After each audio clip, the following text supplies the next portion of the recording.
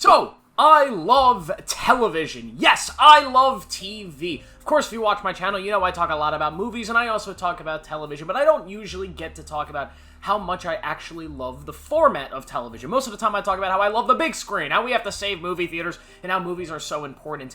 And that kind of sounds like I'm shitting on the small screen. But there is something very beautiful about TV, and the differences in TV writing and filmmaking versus actual movies. They are very similar. It's live-action storytelling through scripts and actors and directors. But they're also very, very different how you format stories. Whereas in a film, you spend about 2 hours with these characters, with this world, and you have to grow a very quick emotional attachment to them right before it is cut off at the end of that 2 hours. A TV show, you could be spending hundreds of hours with these characters, with these worlds, so the writers, the directors, they have to keep you engaged that entire time, but also your investment in these characters when it works is stronger than your investment in pretty much any type of film character, outside of these grand, big universes that have 20 movies in them, like the Marvel Universe. So I've been wanting to make this video for a long time, breaking down my favorite television shows ever, the best TV shows of all time, my top 10 shows of all time. Because I've watched a bunch of shows. I have not watched every show, actually. There's a few that I haven't watched that you might be like, why are those not on the list? I will go through them in a second and tell you which ones I haven't watched, just so you're not confused as to why they don't appear here, because there are a lot of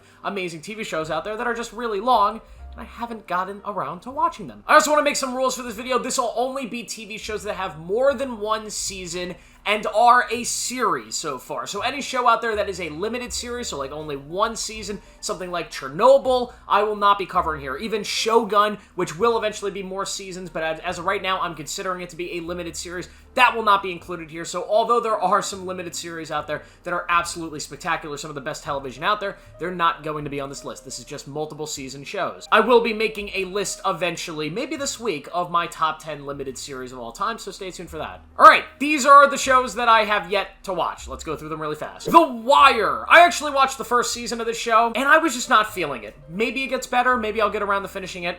We'll see. Mad Men. Really, really want to watch this. Love John Hamm. Just haven't had the time yet. Oz. This is, I believe, a show about prisons and whatever. It's like one of HBO's original. I've heard a lot of great things about it. Have not seen it. The West Wing. I've seen a bunch of episodes of this thing out of context. Aaron Sorokin's drama about the presidency of the United States. It is amazing what I have seen from it, but I have not watched nearly enough of it to place it anywhere on this list. But I'm sure it is a top 10 show ever. Deadwood. This is one I'm really, really interested in watching. Just haven't gotten around to it yet. Maybe sometime this year. Twin Peaks. I just have not dived in nearly enough into David Lynch's work to kind of open up the Pandora's box of Twin Peaks, but it will happen one day. Boardwalk Empire. This is another show I'm really interested in, a Steve Buscemi mob show, I think, in the vein of something like The Sopranos. Haven't gotten around to it. Will eventually. Peaky Blinders. I'm probably not going to watch this one, just because I know everything that happens in the show, but I've heard it's excellent. Hannibal. Another show I'm very interested in watching. Mads Mikkelsen playing Hannibal. It didn't finish, which is kind of the reason why I haven't finished watching it, or I haven't started watching it, but I've heard it's great. And last but not least, Parks and Rec. Thought I would include one of these, like, sitcom-y shows. Yeah, I've heard it's amazing. Haven't gotten around to it. Here are some honorable mentions. Some shows that I have watched that just did not break the top 10, some of which may break the top 10 because they are ongoing, and maybe in future seasons they will crack onto this list. Stranger Things. This would honestly probably be number 11 on this list. Stranger Things is amazing.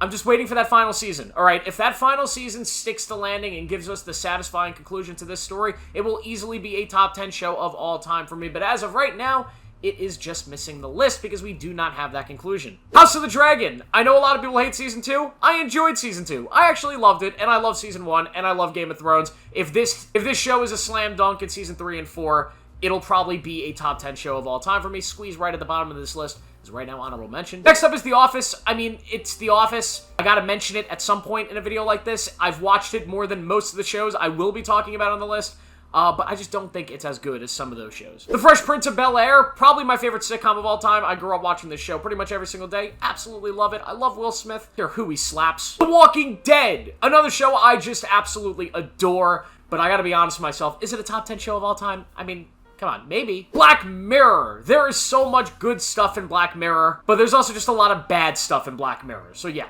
it's an honorable mention. Westworld. Quite possibly the greatest season 1 of all time. What a season of television. It just sucks that every other season of this show is super forgettable. Barry, a really, really great show that just misses out on this list. I have nothing negative to say about it. Narcos. I am a massive fan of Narcos. Honestly, maybe it should have made this list. I have rewatched this show so many times, and yet again, I have nothing bad to say about it. Love it. The Bear. We gotta see season 4, we gotta see season 5, and see where this show's going. This is on pace to be one of the greatest shows of all time. It's just not there yet. Honorable mention for now. Its ceiling, though, is like top 3. And last but not least is True Detective. I just want to put this one in here, although it's kind of a limited series. Each season is its own thing. Season 1 is just maybe the greatest season of television ever made. So it's going to be an honorable mention. Alright, without further ado, now that I've wasted all your time so far, let's get to the top 10.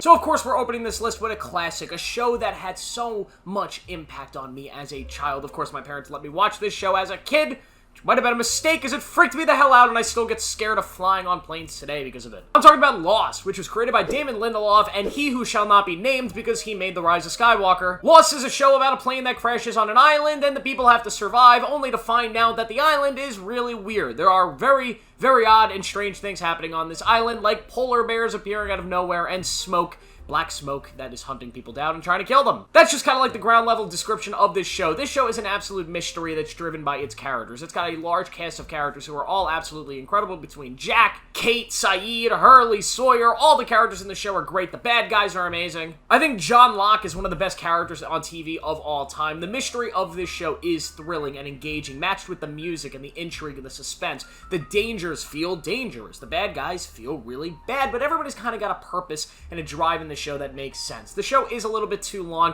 and it's still up for debate on if the show stuck the landing. Me personally, I love the ending. I love how crazy the show got, and it works for me. I think the messaging of the show works for me, but it will be kind of irresponsible for me to talk about the show on the list without mentioning the fact that if you have not watched this show, the ending might not be your favorite thing, because the show gets extremely strange, but it always worked for me. I really enjoyed this show. I love Lost. I've been rewatching it recently, and it still lives up to date. Of course, it is number 10 on my list.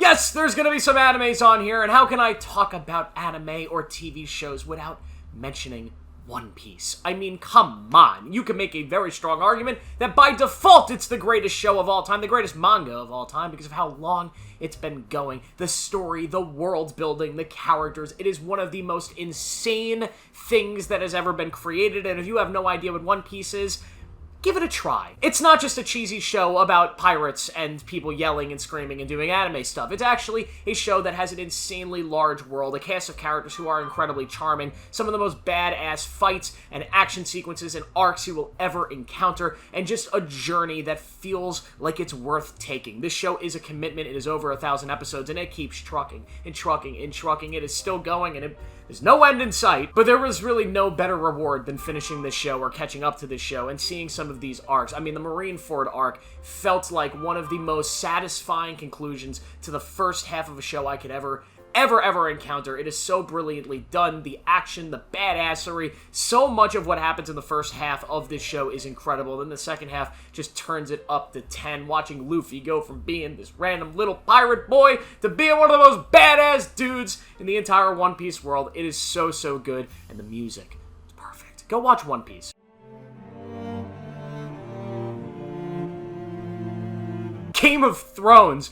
At one point, I thought this was the greatest show of all time, and there's no way they could do anything to have it fall from that. But here it is, all the way at number 8. 7 shows better than Game of Thrones. How does that happen after the first 5 seasons of this show were as perfect as they are? It's the best 5 seasons of television you really could watch. Well, it's because of Season 7, and mainly Season 8. Season 8 of the show is so bad, you would almost think that He Who Shall Not Be Named was in charge of making it, but unfortunately he was not. It was these two assholes, who are also not allowed to be named, who ruined Game of Thrones. They gave it the worst possible ending ever, an ending so bad that I actually think The Winds of Winter and The Dream of Spring, the 2 books that George R.R. Martin has yet to write for A Song of Ice and Fire, the Game of Thrones book series, I think the reason they haven't come out, and they're probably never going to come out, is because he's rewriting his entire ending of the books since the show did it.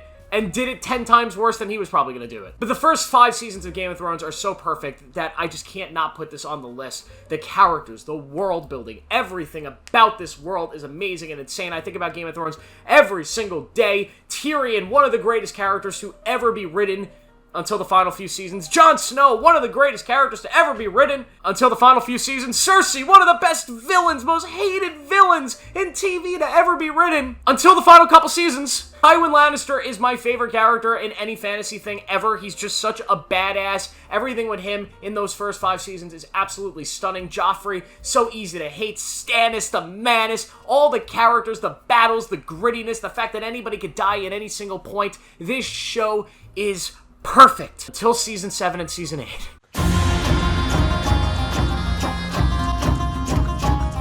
Another animated show. Wow, I love animation. We need more animated TV shows. The Last Airbender. Avatar The Last Airbender. Gotta put the Avatar in there, even though it confuses people now. Thanks, James Cameron. But Avatar The Last Airbender is absolute perfection. It is one of the greatest animated shows ever, and one of the most important shows to me as a child. And I wondered a couple years ago if the show is still going to live up to my childhood memories, and I can thankfully say it does. This is not a I saw the TV glow situation. Shout out to you if you get that reference. But the show is absolutely amazing still. Of course, if you don't know what The Last Airbender is, you follow this character, Aang, who is the Avatar. The Avatar who can bend all 4 elements, water, earth, fire, air. And he is set in this world where the Fire Nation, this big, bad, evil, Nazi-like dictatorship, has taken over the entire world, and he has to go and fight the bad guys. It's a very simple story about this kid who needs to go from a not very powerful kid who does not want the responsibility of saving the world to a super, super powerful kid who has to take on the responsibility of saving the world because it's up to him. Only he could do it. Only Aang can save the world. This show is beautiful with its characters, the relationship between the 3 core characters of Aang, Sokka, and Katara. The world building is absolutely insane. The music is epic and incredible. The world is beautiful and very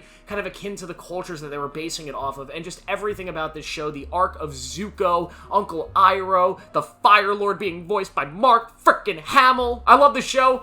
I'm sad that all the live action attempts to make this just have not worked out, in my opinion. But I absolutely love The Last Airbender. I think it is one of the best things ever. It has aged incredibly well. That final episode is one of the best finales in TV history. Go watch The Last Airbender. Of all the shows on this list, this is the one that I have watched for the first time most recently. Only about 8 months ago did I first watch The Leftovers, the second show made by Damon Lindelof. The Leftovers is only 3 seasons. It's a very small show, and I believe it's based off a novel. It's a show about this world in which a very, very small percent of the population one day just disappears. Like that. Just absolutely Thanos into dust. They are gone, and there is no explanation as to why that happened. Now, the show is not really about that event. Instead, what it's about is following people years after the event, seeing what an event like that would do to the world, the changes in the world. It is about The Leftover, and it's a show that studies faith. It studies religion, belief, and why we believe in the things we do, and what actually is faith. Is it something that's real? Is it tangible? Is it something that is knowledgeable? Are there things in this universe that faith actually explains? Or is faith just that? It's just belief to make us feel better in our own situations and lives. That's what The Leftovers does. It's a brilliant show. One of the things I love about The Leftovers is how each season is essentially a brand new show starring the same characters. The first season is really about Kevin Garvey, the main character, as he is a cop of this small town, and his wife,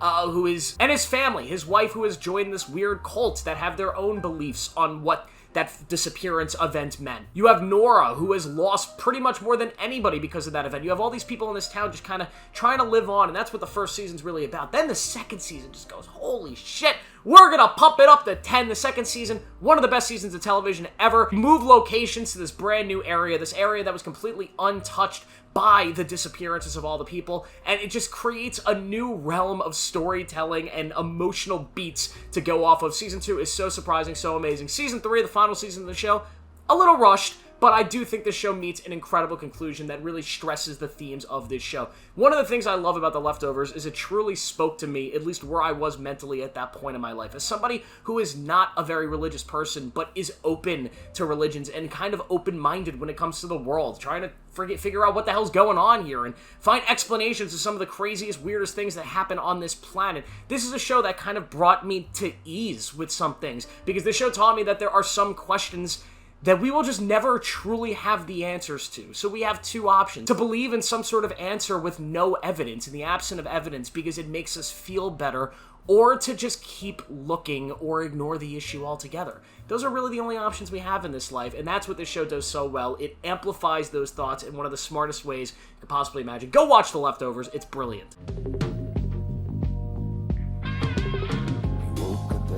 The Sopranos. Unlike The Leftovers, which is really smart with its writing and really has you emotionally thinking about the world and everything, The Sopranos is more like, me the gabagool. You shouldn't, Christopher. You have no fucking idea what it's like being number one. Now, of course, The Sopranos has way more than that. It does have really deep storytelling and amazing beats and themes, but it's also just an incredibly fun and emotional and dark and gritty, but also hilarious show about the mob. Made by David Chase and starring James Gandolfini, we have a large cast of these ridiculous mobsters in New Jersey, and this entire show is essentially a kind of a soap opera about these characters just living life in the mob. You get a bunch of interesting stories, a bunch of interesting arcs throughout the show, and this is one of those shows that never really kind of falls off in its quality. From season 1 to the final episode in season 6, I believe, this show never really falls off. It is consistently great throughout. There are not many episodes of the show that are boring. My only issue with this show is I do think the final season could have been a little more satisfying, and they didn't have to do that stupid end.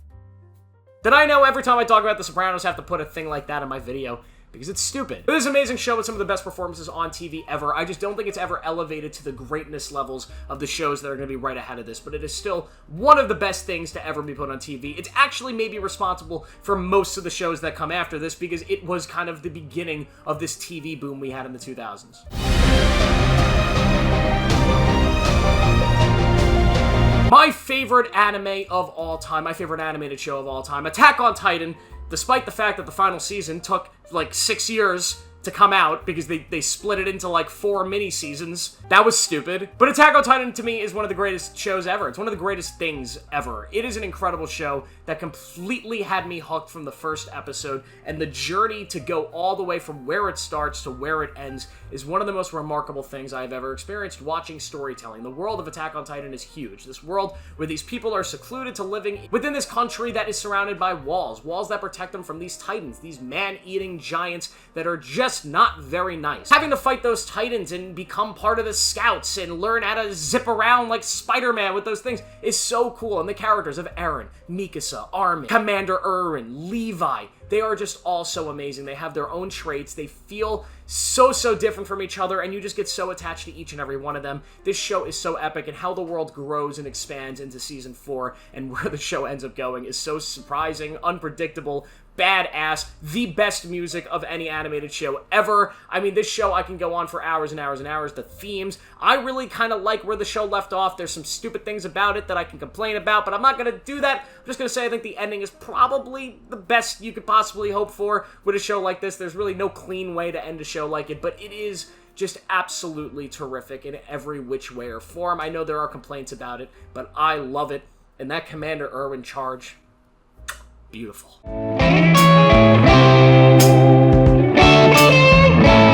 Who would have thought 10 years ago that a spin-off to Breaking Bad would be the number 3 show of all time?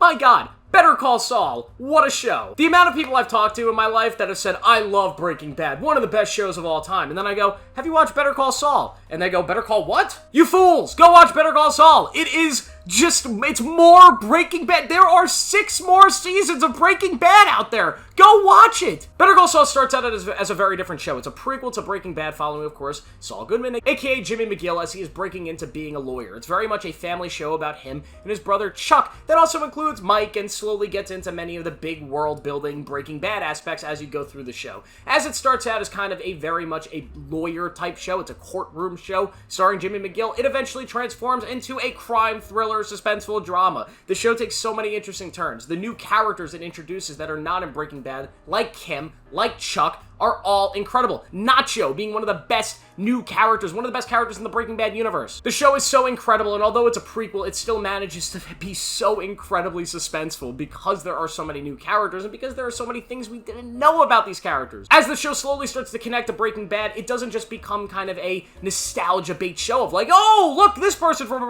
Breaking Bad, and oh, this thing from Breaking Bad. it still is allowed to be its own amazing thing throughout its entire run. And then when you get to the final season, which becomes sort of a weird prequel, then present day thing, then sequel to Breaking Bad, it's just perfect. This show is utterly amazing. It would be number one if the two other shows did not exist. That's a stupid statement. Of course it would. That's just common sense. But the quality difference between this and 2-in-1 is not that big of a deal. You can make a real argument that Better Call Saul is by far the best TV show ever made. But let's move on.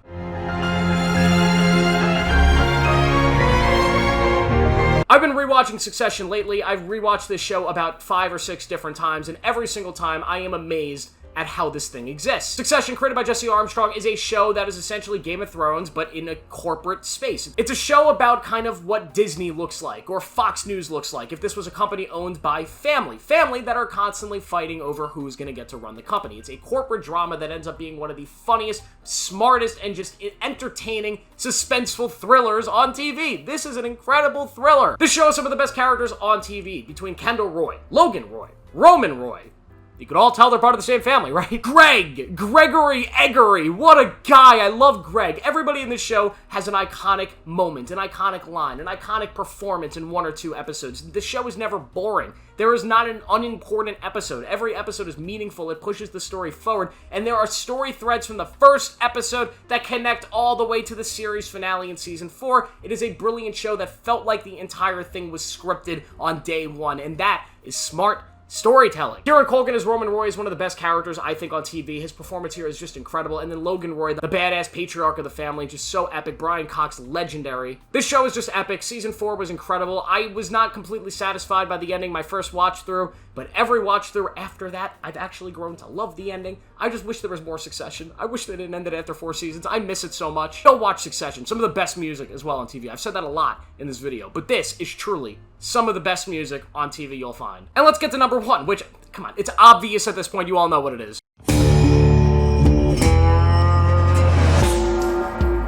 I mean, really? Is it going to be anything other than Breaking Bad? I don't think there's anybody out there that has watched Breaking Bad that can truly say, yeah, I've watched stuff that's better than Breaking Bad. I mean, come on. Come on, let's be Breaking Bad might be just the greatest thing ever. It's a show about a high school chemistry teacher who decides to break bad and start cooking and selling meth with his former student, Jesse Pinkman, who is kind of this troubled drug addict kid who is also sort of a nice guy. The show starts out really small. It's really kind of a fun comedy, just a weird situational comedy, but it eventually transforms into a really high-intensity crime thriller with incredible characters, incredibly suspenseful moments, and story arcs that just feel so well written and so satisfying to sit through. This show is perfect. There is not a bad episode. I have rewatched this show, I don't know, like 20 times. It's one of those shows that it gets better as it goes. Season 1 is the worst season, and I say worst very lightly. It's not bad. Season 1 is amazing, but it is the worst season. Season 2 gets better, then 3 is better than 2, 4 is better than 3, 5 is the best season, by far. Not a single bad episode of the show, even the fly episode, an entire episode about killing a fly.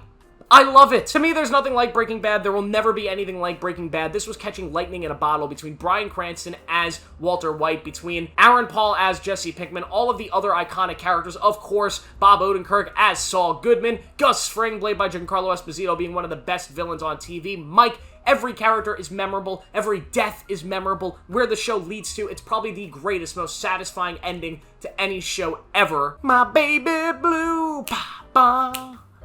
Bum, bum, bum, bum, bum. You can't hear that song without thinking about the end of Breaking Bad. My God! It's the best show of all time. It's really not even close.